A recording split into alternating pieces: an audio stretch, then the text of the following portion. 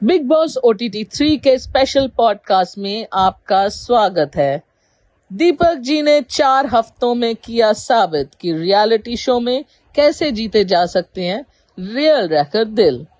दीपक Chaurasia big boss के इतिहास के एक ऐसे कंटेस्टेंट बन चुके हैं जिन्होंने बहुत ही डिग्निटी और ईमानदारी के साथ बिग बॉस के घर के अंदर अपने 4 हफ्तों का सफर पूरा कर लिया है और घर का कोई भी ऐसा शख्स नहीं है जो दीपक चौरसिया को नापसंद करता हो, बल्कि घर में मौजूद सभी लोग दीपक की दिल से इज्जत करते हैं और उनसे प्यार करते हैं, क्योंकि दीपक ने यह इज्जत और प्यार घर के अंदर अपने रियल नेचर की वजह से कमाया। चाहे प्यार से वो कोई उन्हें च्युइंगम चाचा ही क्यों ना कहे, पर तब भी इज्जत सब करते हैं।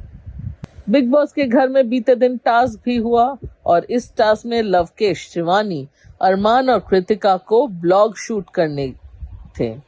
ऐसे में अरमान मलिक, लवकेश और शिवानी तीनों ही दीपक चौरसिया के पास अपना ब्लॉग शूट करने के लिए गए और यहाँ पर भी दीपक चौरसिया का पत्रकारिता का अंदाज देखने को मिला, जहाँ पर लवकेश, जो कि दीपक जी से सवाल पूछने गए थे, सवाल पूछने की बजाय खुद वो बड़ा जवाब दे बैठे। जी हाँ, लवकेश ने ये कबूल की बाहर उनकी गर्लफ्रेंड है और वो 7 साल से उनके इस रिलेशनशिप में है और पूरी तरह से कमिटेड है।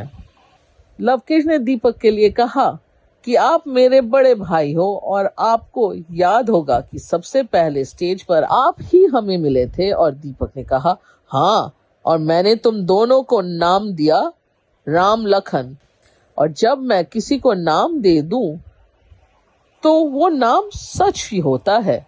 देखो, इस घर में तुम दोनों राम लखन की जोड़ी बनाकर ही आगे बढ़ रहे हो और ये जोड़ी जिंदगी भर ऐसा ही बना रहेगा। और वहीं अरमान मलिक ने सीधा सीधा ये कह दिया कि हमारे घर में सबसे बड़े दीपक जी हैं, रणवीर जी के बाद दीपक जी ही हैं जो हम सबको बड़ा ख्याल रखते हैं, और जब भी हम लोग राह भटक जाते हैं तो हम दीपक जी के पास आते हैं और ये हमें बड़े ही बैलेंस्ड तरीके से बैलेंस्ड एडवाइस देते हैं। ऐसे में दीपक ने कहा कि मुझे उसकी फीस भी तो मिलनी चाहिए, जिस पर अरमान ने कहा, बिल्कुल, मैं ये वादा करता हूँ कि मेरी फीस मिलेगी, उसमें 50% दीपक जी को दे दिया जाएगा। इस पर चुटकी लेते हुए दीपक चौरसिया ने कहा कि बिग बॉस, आप नोट कर लीजिए कि अरमान को जितनी भी पेमेंट होगी उसका आधा आप मुझे देंगे।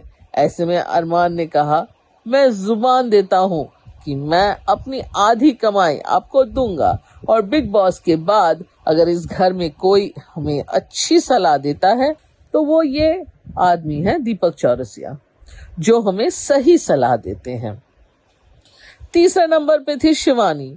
शिवानी को दीपक चौरसिया अपना बहन मानते हैं, लेकिन शिवानी दीपक चौरसिया को हर जगह चिंगम चाचा बोलती हुई फिरती है, लेकिन तब भी दीपक जी इस बात को कभी भी बुरा नहीं मानते। जहां पे बिग बॉस के घर में लोगों का सेंस ऑफ ह्यूमर बहुत ही कम है, अपने ऊपर कोई भी हंसने को तैयार नहीं है, घर में अगर कोई किसी से जरा सा भी मजाक कर दे तो वो परेशान हो जाता है और दुखी हो जाता है।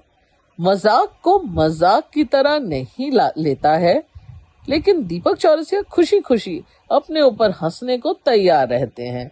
तभी तो शिवानी, जो दीपक चौरसिया की नकल उतार रही थी, दीपक जी ने शिवानी की इस हरकत को भी बहुत ही हंसते हुए लिया। दीपक चौरसिया रियलिटी शो में इस गेम को रियल की तरह ही खेल रहे हैं, क्योंकि वो इसको खेलने के लिए ही आए हैं और वो खेल की वजह से ही अपने रिश्ते खराब नहीं कर रहे।